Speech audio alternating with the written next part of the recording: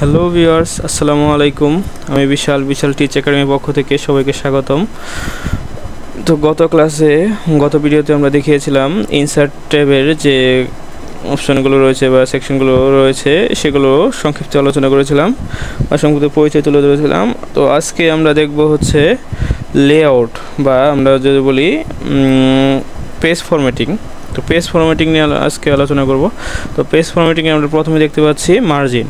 তো মার্জিন অপশনে ক্লিক করলে আমরা দেখতে পারবো এখানে যে লাস্ট কাস্টম সেটিংস হচ্ছে আমরা যে লাস্ট যে সেটিংসটা কাস্টম করেছিলাম সেটা নর্মাল ন্যারোতে ক্লিক করলে একদমই হয়ে যাবে, মানে চারপাশে 0.5 ইঞ্চি করে মার্জিন নিয়ে নিবে।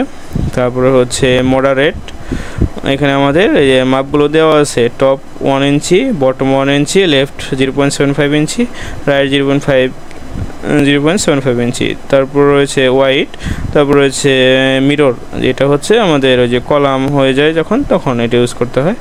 আচ্ছা, এই হচ্ছে আমাদের পেজ মার্জিন। তারপর রয়েছে আমাদের ওরিয়েন্টেশন হচ্ছে আমাদের পেজটা কি সোজাসুজিভাবে থাকবে বা হেলানো অবস্থায় থাকবে। তো সোজাসুজি অবস্থায় যদি থাকে তাহলে সেটা হচ্ছে পোর্ট্রেট।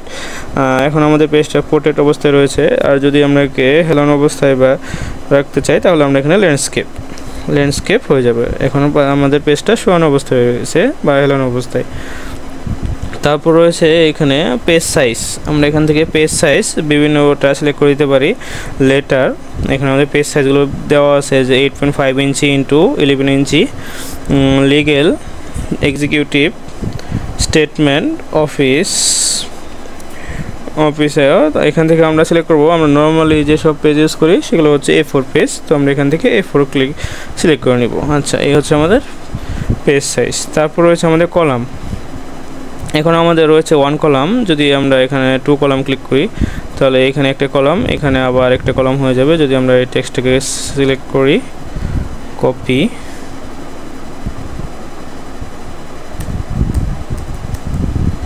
যেখানে আমাদের ওই দ্বিতীয় কলামে চলে গেছে। এই হচ্ছে আমাদের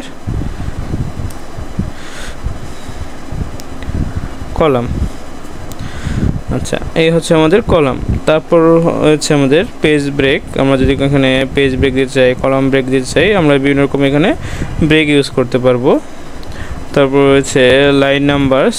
আমরা যেখানে লাইন নাম্বারসগুলো দিতে চাই তাহলে আমাদের এখানে লাইন নাম্বারস উঠে যাবে অটোমেটিক। তারপর রয়েছে আমাদের, আচ্ছা আমরা এগুলোকে আগে 1 কলাম করে নিই, সেটুকু কেটে দিই, কলাম 1।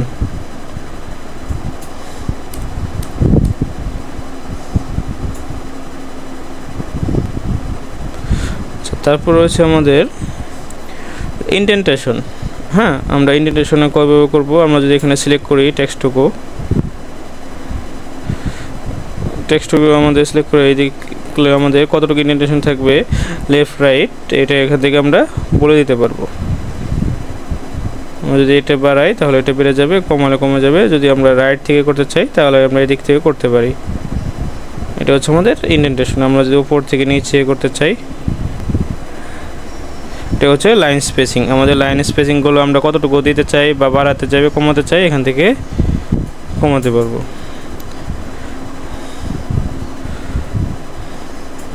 আচ্ছা, এই হচ্ছে আমাদের পেজ ফরম্যাটিং নিয়ে আলোচনা। তো মোটামুটি পেজ ফরম্যাটিংয়ে তেমন কিছু নেই, জাস্ট হালকা কিছু রয়েছে। তো আমরা লেআউট পেজ ফরম্যাটিংয়ের পরে আমরা যাব হচ্ছে যে আমাদের বেশি যে জিনিসগুলো কাজে লাগে সেগুলো হচ্ছে আমাদের যে রেফারেন্স। আমরা এখানে অ্যাড টেক্সট, ইনসার্ট, এন্ডোনেট, তো আমরা এখানে বিভিন্ন অপশনগুলো দেখতে পাচ্ছি। এগুলো আমরা পরবর্তীতে বিস্তারিত জানবো। তারপর রয়েছে মেইলিং অপশনটাও আমাদের অনেক কাজ রয়েছে। আমার চ্যানেলে আমাদের সাথে থাকেন, এগুলো নিয়ে বিস্তারিত আলোচনা করা হবে। তারপর ভিউতে চলে গেলে আমরা এখান থেকে দেখতে পাবো যে আমাদের ম্যাক্রোস। আমরা যখন আমাদের ওয়ার্ড ফাইলে কোনো বিশেষ ফাংশন চালাতে চাই তখন আমাদের ম্যাক্রোস দিয়ে করতে হয়, ম্যাক্রোস ব্যবহার করতে হয়। তো এই হচ্ছে মোটামুটি আমাদের আজকের টিউটোরিয়াল বা আজকের ওয়ার্ড নিয়ে সংক্ষিপ্ত আলোচনা। সো বিস্তারিত জানতে হলে সাথে থাকুন, দেখা হবে পরবর্তী ভিডিওতে। ততক্ষণ ভালো থাকেন, সুস্থ থাকেন। আল্লাহ হাফেজ।